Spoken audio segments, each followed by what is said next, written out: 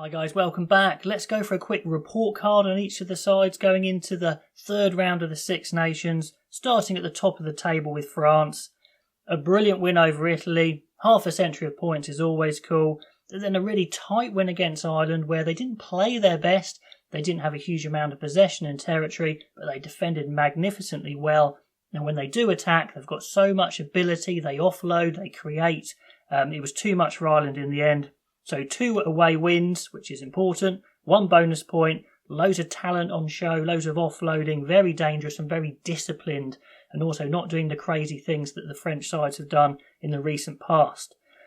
Dupont's been amazing, Jalabert's come in and done really well, replacing Intermac. Marchand in the front row at hook has been brilliant. The balance of the side looks very good with the power and the pace, but also that that trickery and that skill as well. They're ticking all the boxes of a championship side. Let's see if they can keep it going. Now on to Wales, the other side with 2 wins. They get a narrow win against Ireland. Obviously Ireland go down to 14 men, but Wales still have to do the job. And then same against Scotland. I mean, it's tricky. You can say, well, they haven't beaten a 15-man side yet, but that's not their problem. The other sides have to be more disciplined.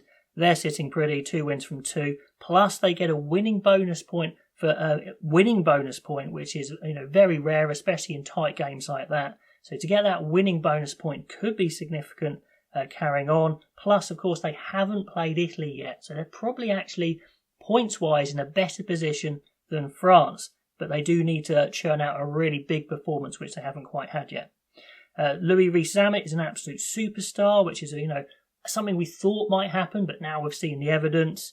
And also, the under-fire Wayne Pivac has made some really good choices, selection-wise, but also in the game, he hauled off, I think it was Gareth Davison-Biggar very early in the game against Scotland, and it proved to be the right call. So he's not afraid to make some big calls. He's also kept on Gethin Jenkins as the defence coach, obviously very inexperienced, but the defence has been super fired up, fairly well organised, but certainly hanging on in there, really pushing up hard. So that was another good choice there. So let's see, can they up the performance levels, beat a side with 15 men? They're certainly in a great position to do so. Let me know if you think they will. On to England. 1 win, 1 loss. They did get a losing bonus point and another bonus point for 4 tries or more versus Italy. So they're not out of it. They just need to up their performance level, certainly. Their performance against Scotland was one of the worst I've ever seen. Obviously a lot better against Italy, but it's always hard to judge against Italy. Ford really transformed their attack, but they do have problems with certain players. Youngs and Farrell not looking good enough really at this level, but they're so well established in the team, it's going to be tricky to see what Eddie will do. But Eddie's not stupid. He knows they're playing poorly. It's just a question of what do you do, what's best for the team. Billy's looking like he's not fit enough to go 80 minutes, not making the impacts in the carries that he used to, which is, why he should be in the team really. And the 2-week breaks probably come at a very good time for them. I'm pretty sure Eddie's been training them very hard fitness-wise to try and get them up to speed. Certain players I thought against Italy showed that I think they'd not been rested, they'd actually been pushed really hard. They were really blowing at the end. But they've got the players available there and they can pull it back. Eddie does leave a few cards on the table though. You've got to think Sam Simmons in that side would be a massive boost. But luckily England have the players to absorb it a bit, but still they need to start making some smarter decisions and play a lot better if they are to come back into it. Now, Scotland.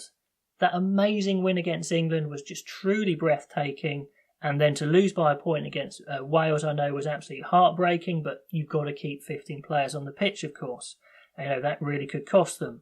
Now they've got France away, which is probably the hardest fixture they can have, although no crowds obviously helps. Their attack has been sublime at times, been really impressive, very dangerous, great pace, good set piece, but again, got to keep all their guys on the pitch. But certain players are right on top of their game. Johnny Gray's back to his best, Hamish Watson, Finn Russell, Harris, Van der Merwe, to say a few. They really are playing well, so if they can pick themselves up from that big disappointment against Wales, they've got a really good chance. And could we see a record number of Scots playing in the Lions? we'll see. They've got to keep it going. Okay, then on to Ireland. They lose narrowly to Wales. They lose narrowly to France. It's a big blow for them. They're going to be very crestfallen. Tight losses, sure. They're probably out of the championship. But certain parts of their game is very tidy. If that's what you want from a side, they're very well organised. They've got clear tactics on their kick chase and their defence. Their line-out starting to cause problems. Certainly their defensive line-out's looking very annoying. The Paul O'Connell factor maybe. High possession, high territory. So they're ticking a lot of boxes, but there really isn't enough X-factor in attack. They're still happy to go just churn through phases, then hope maybe a Ringrose might do something. Halfback's a problem, like I've mentioned before. Can they find someone to replace Sexton? Sexton's doing well, but he's just slowing down so much because of his age, and there really doesn't seem to be someone in the pipeline there. So it is an issue. Italy next, though, so a good chance for them to show they're more than just efficient and actually push that attack a bit. Let me know if you think they will. On to Italy, finally. Well, a big loss against France, a slightly less big loss against England, but still a big loss. What they've got to do is they've got to be competitive. Towards the end of the game, 5-10 minutes to go, they've got to be within a score, or at least within a shout, putting some pressure on.